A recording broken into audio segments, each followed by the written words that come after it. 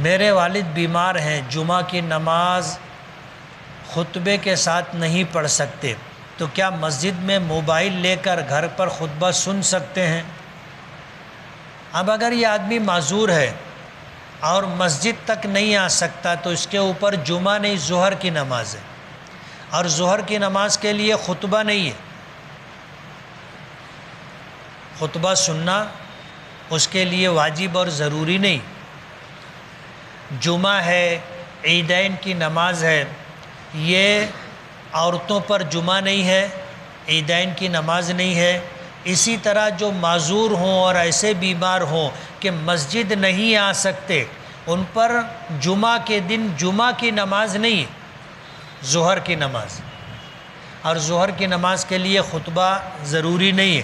باقی کوئی آدمی اپنے گھر ہے اور ہمیشہ جمعہ کی نماز کا اہتمام کرتا رہا، اب مسجد بیماری اور آزار کی وجہ سے نہیں آ سکا اور خطبہ سننا چاہے تو وہ گھر پر موبائل سے خطبہ سن سکتا ہے، لیکن اس کے لیے خطبے کا سننا واجب نہیں، اور وہ جمعہ کی 2 رکعت نہیں پڑھے گا، وہ گھر پر ظہر کی 4 رکعت پڑھے گا۔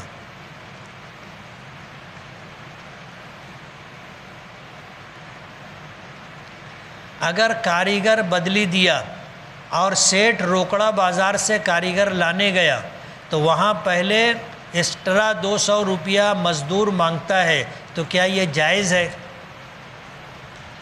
یہ سوال اس سے پہلے بھی آیا تھا۔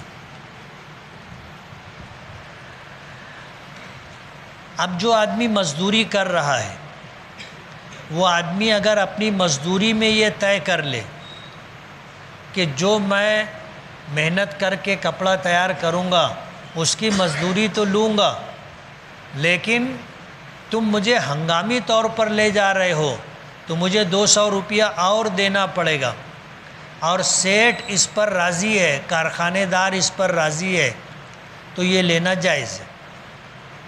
مگر آپ بھی سمجھتے ہو، میں بھی سمجھ رہا ہوں کہ یہ اس کارخانے دار سیٹھ کی مجبوری ہے۔ اگر وہ خوش دلی سے 200 روپیہ دیتا تو جو لوگ اس کے یہاں مستقل کاریگر ہیں ان کو بھی دیتا نا، وہ مجبوری میں دے رہا ہے۔ اور حدیث پاک میں آتا ہے لا یحل مال امرئ مسلم الا بطیب خاطر، کہ کسی شخص کا مال اس کی خوش دلی کے بغیر حلال نہیں ہے۔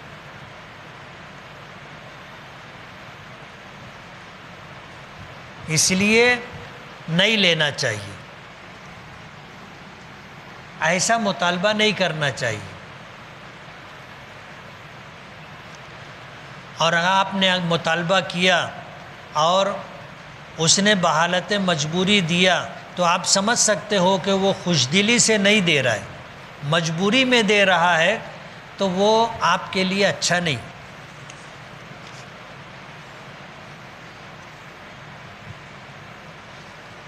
سیٹھ کاریگروں کو میٹر سے پگار دیتا ہے۔ اب کاریگر جتنا میٹر چلائے گا اس میں 10 سے 15 میٹر بڑھا دیا اور سیٹھ کو معلوم نہیں، اور اس نے مزدور کے حساب بتانے کے حساب سے مزدوری دے دی، تو کیا یہ کاریگر کے لیے جائز ہے؟ 10 یا 15 میٹر جو اس نے بڑھا کر کے بتایا ہے، جائز نہیں۔ مفتی صاحب ہمارے شہر سے 4 لوگ عمرہ کرنے گئے تو وہاں جا کر 2 عمر دراز عورتوں کو خانہ کعبہ نظر نہیں آ رہا، تو کیا ایسا ہوتا ہے اور اس کی وجہ کیا ہے؟ ان کا کہنا ہے کہ ہم کو قلعہ نظر آ رہا ہے۔ یہ شرعی مسئلہ نہیں ہے۔ اب ایک آدمی نابینا ہے تو اس کو تو کچھ بھی نہیں دکھتا، ایک آدمی ایسا ہے کہ اس کی نظر اتنی کمزور ہو گئی کہ اب اس کو کچھ کا کچھ دکھتا ہے، لیکن وہ گیا ہے، جتنے نیک اعمال کرے گا، عمرہ کرے گا، طواف کرے گا، سب کا ثواب اس کو ملے گا۔ نماز میں کسی غلطی کی وجہ سے نماز مکروہ ہو جائے یا کوئی عمل مکروہ ہو جائے تو اس عمل پر کتنا اجر ملے گا؟ مکروہ کا مطلب ہے ناپسندیدہ، جس سے کراہت آتی ہو، وہ مکروہ چیز کہلاتی ہے۔ اب ظاہر بات ہے آپ کا عمل اگر اللہ کے نزدیک ناپسندیدہ ہے، اللہ پاک کو اس سے کراہت آ رہی ہے، تب آپ بتاؤ کچھ ملے گا؟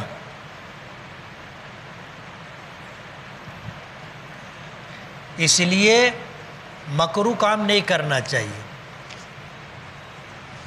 زید رات میں روزانہ سونے سے پہلے 2 رکعت نماز پڑھتا ہے، اس میں اللہ کا شکر بھی ادا کرتا ہے، اللہ سے مانگتا بھی ہے، اللہ سے توبہ و استغفار بھی کرتا ہے، تو اس نماز میں زید کس نماز کی نیت کرے؟ نفل نماز کی نیت کرے۔ اور نفل نماز میں آدمی ان سب چیزوں کی نیت کر سکتا ہے کہ میں نماز پڑھ رہا ہوں تیرا شکر ادا کرنے کے لیے، میں نماز پڑھ رہا ہوں تجھ سے معافی طلب کرنے کے لیے، اور میں نماز پڑھ رہا ہوں اپنی حاجت اور ضرورت مانگنے کے لیے۔ یہ سب نیت 2 رکعت میں کر سکتے ہیں۔ قابوس کی بیماری کا کیا علاج ہے؟ اور وہ بیماری کیا ہے؟ قابوس کی بیماری نیند میں چلنا۔ آدمی سویا رہتا ہے لیکن وہ اٹھے گا اور جہاں ٹوپی رکھنے کا معمول ہے وہاں ہاتھ ڈال کے ٹوپی اٹھائے گا، پہنے گا، اور کیسے دروازہ کھولا جاتا ہے جیسے ہمیشہ کھولتا ہے ویسے دروازہ کھولے گا اور باہر نکل جائے گا۔ کسی نے دیکھا ہے ایسا مریض؟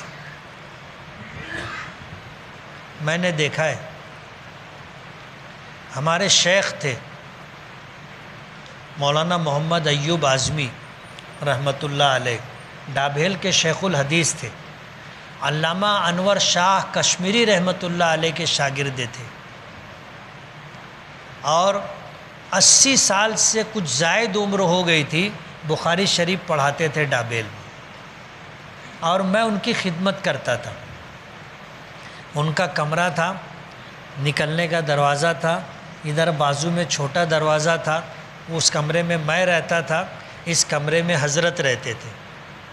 تو کبھی کبھی ان پر نیند کا دورہ پڑتا تھا، وہ اپنے نیند میں یہ دورہ پڑتا تھا، وہ اٹھتے تھے اور نکلتے تھے۔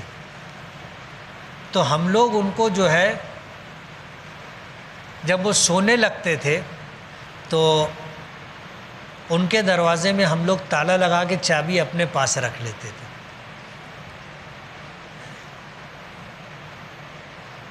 کہ کبھی اگر یہ اٹھے تو دروازہ نہیں کھول پائیں گے، چابی نہیں رہے گی۔ اور یہ ہم نے عمل اس وقت کیا جب یہ چابی تکیے کے بازو میں رکھتے تھے، اٹھے چابی اٹھائی اور تالا کھول لیا، تو ہم لوگوں نے چابی پھر وہاں سے ہٹانا شروع کر دی، اور کئی حادثات واقعات ان کے ساتھ ہوئے، ہم لوگوں نے دیکھا ہے۔ تو اس کو قابوس کی بیماری کہتے۔ اس کا علاج ہے حکماء کے نزدیک، مجھے نہیں معلوم، لیکن اس کا علاج ہے۔ نبی کریم صلی اللہ علیہ وسلم نے فرمایا لِكُلِّ دَاءٍ دَوَاءٌ، ہر بیماری کا علاج۔ آج جتنی بیماریاں لا علاج سمجھی جاتی وہ لا علاج نہیں ہے، ہمیں اس کا علاج نہیں معلوم، لیکن دنیا میں اس کا علاج ہے۔ زید کو ہر نماز میں یہ شک ہوتا ہے کہ وضو ہے کہ نہیں، وہ کیا کرے؟ وہ آئے وضو کر لے اور وضو کر کے نماز پڑھتا رہے، چاہے کتنا ہی شک ہو، شک سے اس کا وضو نہیں ٹوٹے گا۔ وضو کے بعد شہادت کی انگلی آسمان کی طرف اٹھا کر وضو کی دعا پڑھنا کیسا ہے؟ مستحب ہے۔ آدمی وضو کر لے اور وضو کرنے کے بعد اشہد ان لا الہ الا اللہ و اشہد ان محمدً عبدہ و رسولہ، مستحب ہے۔ انسٹاگرام پر ویڈیو بنا کر ڈالتا ہوں، لوگ اسے دیکھتے ہیں، اس میں لوگوں کا وقت ضائع ہو جاتا ہے، کچھ گناہ ہوتا ہے۔ اب اس میں ان کا وقت ضائع ہوتا ہے، گناہ بھی ہوتا ہے، تو کیا مجھے بھی اس کا گناہ ملے گا؟ ملے گا۔ قرآن کریم میں اللہ پاک کا ارشاد ہے تعاونوا علی البر والتقوی ولا تعاونوا علی الاثم والعدوان، نیکی کے کاموں پر لوگوں کی مدد کرو، گناہ کے کاموں پر لوگوں کی مدد مت کرو۔ آپ ایسا ویڈیو بنا رہے ہو جس میں بھلائی نہیں ہے، جس میں خیر نہیں ہے، یا جس میں گناہ ہے، آپ ایسا ویڈیو بنا کے وائرل کر رہے ہو تو لوگوں کا وقت ضائع ہوگا، لوگ گنہگار ہوں گے، آپ بھی گناہ میں شریک رہو گے۔ کیا غیر مسلم کے نابالغ بچے نابالغی کی حالت میں انتقال کر جائے تو وہ جنت میں جائیں گے؟ جائیں گے۔ کیا مقتدی کو امام کے پیچھے مقتدی ہونے کی نیت کرنا ضروری ہے؟ ضروری ہے۔ آدمی نیت کرے پیچھے اس امام کے تو اس کی نماز ہوگی، نہیں تو نہیں ہوگی۔ اگر بھول جائے تو کیا نماز ہو جائے گی؟ ایک ہے نیت کرنا، اور نیت آدمی مسجد کیوں آتا ہے؟ آدمی گھر سے نکلا تو مسجد کیوں آتا ہے؟ نماز پڑھنے کے لیے آتا ہے۔ اس لیے مسجد میں آ کے نماز پڑھا، اس کی نماز ہو گئی، نیت ہے۔ اور اگر مسجد آیا اس لیے کہ اس کو جماعت کے ساتھ نماز پڑھنی ہے تو امام کے پیچھے نماز پڑھنے کی نیت ہو گئی، اس کی نماز ہو جائے گی۔ نیت دل کے ارادے کا نام ہے، زبان سے بولنا ضروری نہیں ہے پیچھے اس امام کے۔ آپ لپک کے مسجد آئے، ٹائم کم ہے تو آپ کی نیت ہے جماعت سے نماز پڑھنے کی۔ فجر کی نماز کے بعد سے طلوع آفتاب تک کوئی نماز پڑھ سکتے ہیں کیا؟ نفل نماز پڑھنا منع ہے، نفل نماز پڑھنا منع ہے، لیکن اگر کوئی فرض نماز کی قضا کرنا چاہے تو کر سکتا ہے۔ کسی ولی کی درگاہ پر جا کر ان کا وسیلہ لگا کر کسی بیماری سے شفا کے لیے دعا کرنا صحیح ہے کیا؟ اگر ہم ان کا وسیلہ لے رہے ہیں اور دعا کس سے کر رہے ہیں؟ اللہ سے، تو ٹھیک، درست ہے، ایسا کرنا شرک نہیں۔ لیکن اگر صاحب قبر سے ہم مانگ رہے ہیں، صاحب قبر سے، تو علماء نے اس کو شرک کہا ہے کہ بیماری دینا اور شفا دینا اللہ کے قبضہ قدرت میں۔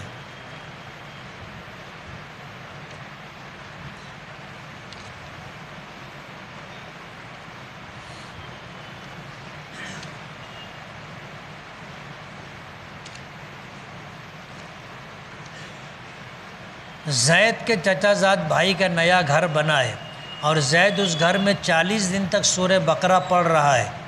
40 دن پورا ہونے پر کیا زید سورہ بقرہ پڑھنے کا پیسہ لے سکتا ہے؟ علماء کا اس میں اختلاف ہے۔ بہتر یہ ہے کہ آدمی پیسہ نہ لے، اور علماء نے یہ بھی لکھا ہے کہ اگر اس نے کچھ طے نہیں کیا تھا، اس نے کہا کہ تو پڑھ دے، بولے ہاں میں پڑھ دوں گا، اور 40 دن پورا ہونے پر اس نے کچھ دیا اور اس نے مانگا نہیں تھا تو یہ لے سکتا ہے۔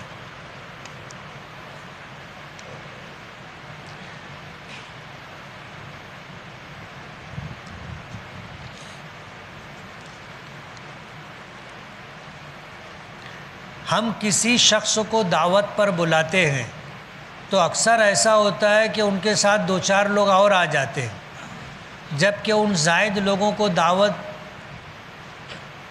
دی جاتی تو ان لوگوں کا بغیر دعوت کے آ کر کھانا کھا کر جانا کیسا ہے؟ حدیث پاک میں آتا ہے کہ جب کوئی بن دعوتی کسی پروگرام میں جاتا ہے تو وہ جاتا ہے تو اس کو چوروں کا گناہ ملتا ہے۔ جاتے ہوئے آدمی کیسے جاتا ہے معلوم ہے؟ کچھ لوگ کھڑے ہوتے ہیں ایسے، گھستا چلا جاتا ہے، اور نکلتا ہے تو کیسے نکلتا ہے کہ اب تو کھا لیا ہوں، کون کیا کر لے گا۔ تو گھستے ہوئے حضور نے فرمایا چوروں کی طرح جاتا ہے، نکلتا ہے تو ڈاکوؤں کی طرح نکلتا ہے، جائز نہیں ہے۔ آپ کو دعوت دی گئی ہے، آپ کسی کو اپنے ساتھ نہیں لے جا سکتے، الا یہ کہ آپ کو کہا گیا ہو، دعوت نامے پر لکھا ہو 5 لوگوں کی دعوت، 10 لوگوں کی دعوت، تو جتنا لکھا ہے اتنے لوگ جا سکتے، یا کہہ دیا کہ آپ آؤ گے تو آپ اپنے ساتھ جو لوگ رہیں گے ان کو لے کے آ جانا، تو آدمی 2-5 لوگوں کو لے جا سکتا ہے۔ حضرت جابر ابن عبداللہ نے غزوہ خندق کے موقع پر حضور کو دعوت دی تھی اور کہا تھا کہ اللہ کے رسول آپ اپنے ساتھ 2-4 لوگوں کو لے آئیں۔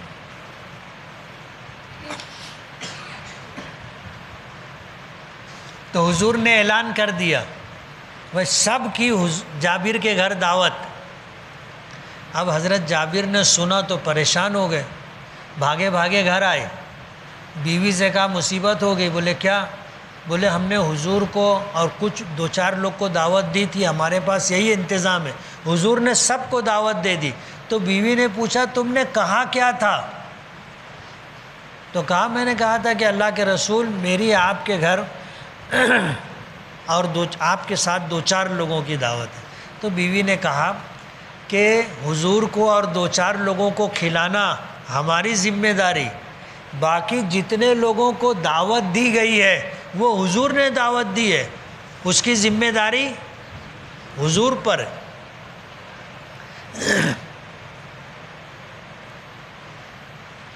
حضور پاک صلی اللہ علیہ وسلم ایک آدمی کو پیچھے سے بھیجے حضرت جابر کے گھر، اور کہا کہ جو آٹا گوندھ کر کے رکھا گیا ہے اس کے اوپر سے کپڑا ہٹایا نہ جائے، اور جو ہانڈی چولہے پر پک رہی ہے اس کا ڈھکن اتارا نہ جائے۔ امام بخاری رحمۃ اللہ علیہ نے یہ واقعہ بخاری شریف میں ذکر کیا ہے۔ حضور پہنچے، کچھ پڑھا اور کپڑا ہٹا کر آٹے کے اوپر اپنا لعاب مبارک ڈالا اور ڈھک دیا،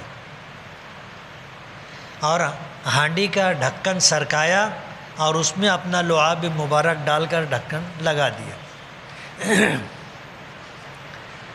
اور حضرت جابر ابن عبداللہ کی بیوی سے کہا کہ تم روٹی پکاتے رہو۔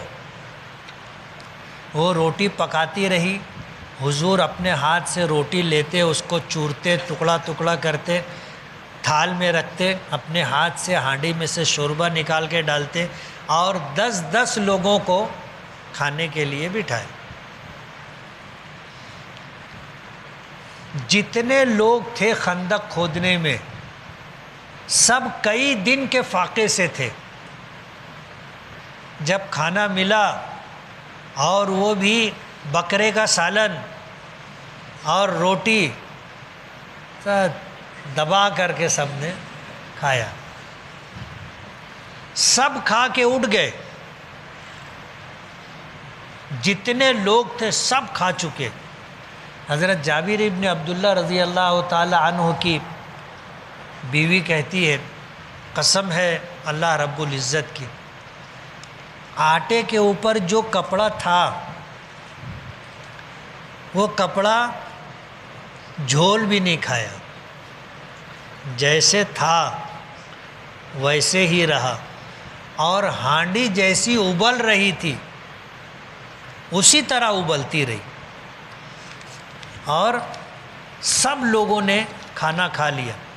صحابہ کرام کہتے ہیں کہ غزوہ خندق میں جو لوگ شریک تھے اور جو اس دعوت میں شریک تھے، ہم نے ان سے پوچھا کہ تم کتنے لوگ تھے، کتنے لوگ تھے؟ تو الگ الگ لوگوں نے الگ الگ تعداد بتائی۔ کسی نے کہا کہ ہم 80 سے زیادہ لوگ تھے، کسی نے کہا کہ ہم تو سینکڑوں کی تعداد میں تھے۔ اب بعض لوگوں نے یہ کہا کہ جان دو کتنے لوگ تھے وہ جان دو، ہزاروں لوگ بھی ہوتے تو سب کھا لیتے، اس لیے کہ ہم نے تو ایسے ہی کھایا تھا۔ یہ ایک واقعہ ہے اور اسے معجزہ کہا جاتا ہے۔ لیکن حضور کی ایک مرتبہ دعوت کی گئی، اور حضور جب دعوت میں جانے لگے تو ایک شخص ساتھ میں چلنے لگا، اس کو نہیں معلوم تھا کہ حضور دعوت کھانے جا رہے، ساتھ ساتھ میں چلنے لگا۔ اور جب دائی کے مکان پر دعوت دینے والے ٹھکانے پر حضور پہنچے تو جس نے دعوت دی تھی، جس کا گھر تھا، حضور نے کہا کہ دیکھو تم نے دعوت دی تھی، میں آیا، میرے ساتھ یہ بھی آ گیا ہے، اگر آپ کی اجازت ہو تو یہ بھی کھانا کھا لے۔ اس نے کہا کہ اللہ کے رسول اجازت ہے۔ علماء نے لکھا ہے کہ اگر تمہارے ساتھ ایسے لوگ چلے جائیں جن کی دعوت نہیں تھی تو تم جا کر پہلے اجازت لو کہ بھائی میری دعوت ہے، یہ بن دعوتی ہے، تم بولو تو یہ کھا لے گا، نہیں تو میں اس کو واپس کر دیتا ہوں۔ اگر وہ بولے کھا لو تو کھا لیں گے، اور اگر وہ بولے چل نکل تو کھا نہیں سکتے۔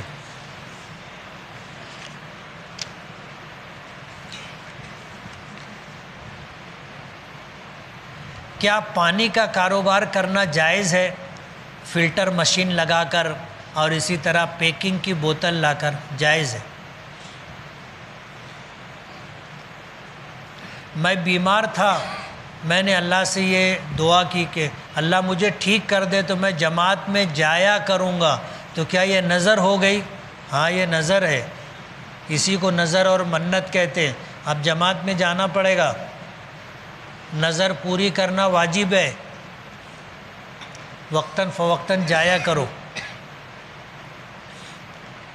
میں 4 بیٹیوں کو تنہا چھوڑ کر نہیں جا سکتا، میں گھر کا اکیلا ہوں تو کیا کروں؟ کبھی کبھی چلے جایا کرو۔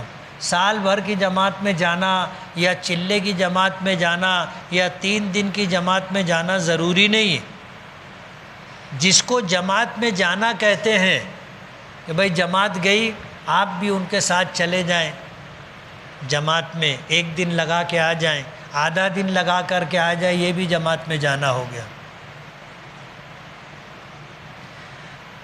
اگر 2 رکعت والی نماز میں بھول سے سورہ ناس پڑھ لی پہلی رکعت میں تو دوسری رکعت میں کیا پڑھنا چاہیے؟ دوسری رکعت میں ہی سورہ ناس پھر پڑھ لے۔ اگر فرض نماز ہے تو ایسا کرنا جان بوجھ کر مکروہ ہے، اور اگر جان بوجھ کر ایسا نہیں کیا ہے تو نماز بغیر کراہت کے ہو جائے گی۔ اور اگر نفل نماز ہے یا سنت وغیرہ ہے تو اس کے اوپر کی صورت بھی آپ پڑھ سکتے۔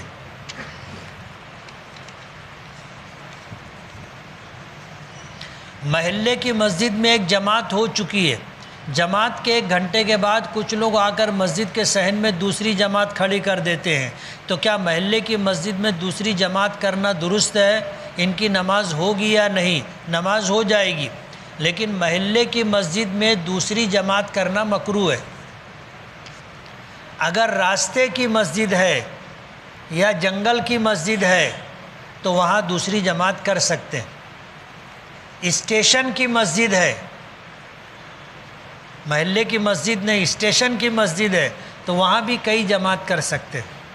کسی جگہ کرتے پاجامے والے موجود ہوں اور وہاں کوئی پینٹ اور شرٹ پہن کر امامت کرے تو کیا نماز ہو جائے گی؟ ہو جائے گی۔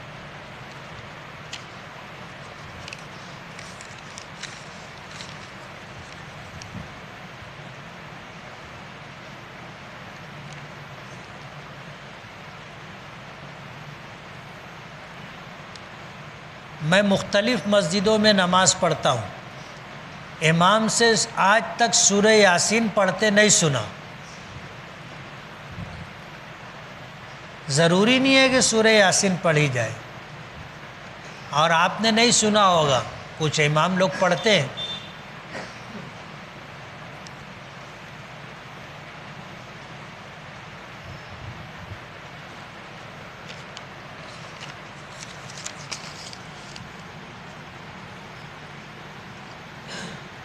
علاج کے لیے عامل کے سامنے پردہ کرنا ضروری ہے؟ ضروری ہے۔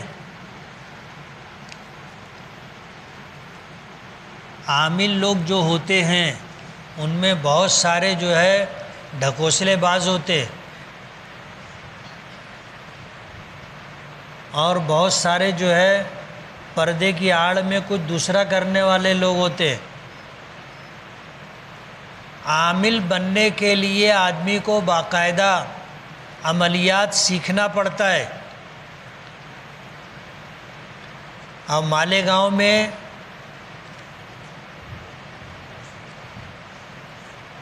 ایسے عامل ہیں نہیں۔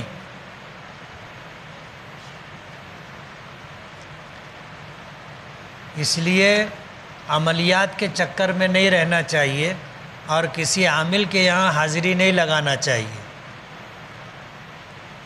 اپنا خود کرو نا۔ سورہ فاتحہ سورۃ الشفا ہے، آیت الکرسی کے متعلق حضور نے فرمایا کہ جو آدمی صبح و شام آیت الکرسی کا معمول بنا لے اس کو 24 گھنٹے میں شیطان کوئی نقصان نہیں پہنچا سکتا، حضور نے فرمایا۔ فجر کی نماز میں پڑھ لے سورج ڈوبنے تک اللہ کی حفاظت میں، مغرب کی نماز میں پڑھ لے سورج طلوع ہونے تک اللہ کی حفاظت میں۔ حضور پاک صلی اللہ علیہ وسلم پر سحر کیا گیا تھا۔ امام بخاری رحمۃ اللہ علیہ نے بخاری شریف میں واقعہ ذکر کیا کہ لبید ابن عاصم نامی یہودی نے اپنی بیٹیوں کے ساتھ مل کر حضور پر سحر کیا تھا اور حضور پر اس کا اثر ہو گیا تھا، تو اس کے ختم کے رد کے لیے، شفا کے لیے اللہ نے سورہ فلق اور سورہ ناس نازل کی، اور آپ سو رہے تھے تو آپ کو 2 فرشتوں نے خواب میں بتایا کہ ایسا ایسا ہے، اور حضور کو بتایا گیا کہ آپ کے داڑھی کے بالوں پر اور کنگھی کے دندانوں پر جادو کیا گیا ہے، اور بیر ذی اروان میں کنویں میں نیچے پتھر کے اندر دبایا گیا ہے، کھجور کے خوشے کا جو غلاف ہوتا ہے اس میں لپیٹ کر کے۔ تو حضور صحابہ کرام کو لے کر کے گئے، کنویں میں اتارا، پتھر کے نیچے سے وہ نکلوایا، پھر جب اسے کھولا تو آپ کی داڑھی کا بال، منہ مبارک اور کنگھی کے دندانے تھے، 11 گانٹھ لگی ہوئی تھی، گرہیں۔ حضور نے سورہ فلق سورہ ناس ان دونوں سورتوں کو پڑھنا شروع کیا، ہر آیت پر ایک گرہ کھل جاتی تھی، اور یہ دونوں سورتوں میں ملا کر 11 آیتیں۔ اور بھی قرآنی آیات ہیں، حدیث میں دعائیں ہیں جن کا پڑھنا آدمی کے لیے حفاظت کا سبب ہے، علاج کا سبب ہے۔ حضور حجۃ الوداع کے موقع پر مدینے سے مکہ حج کے لیے تشریف لے جا رہے تھے، راستے میں ایک نوجوان کے اوپر شیطان کا اثر ہو گیا، تو حضور نے اس کو علاج کے لیے 4تھا کلمہ 100 مرتبہ پڑھنے کے لیے بتایا۔ آدمی خود پڑھے علاج ہو جائے گا۔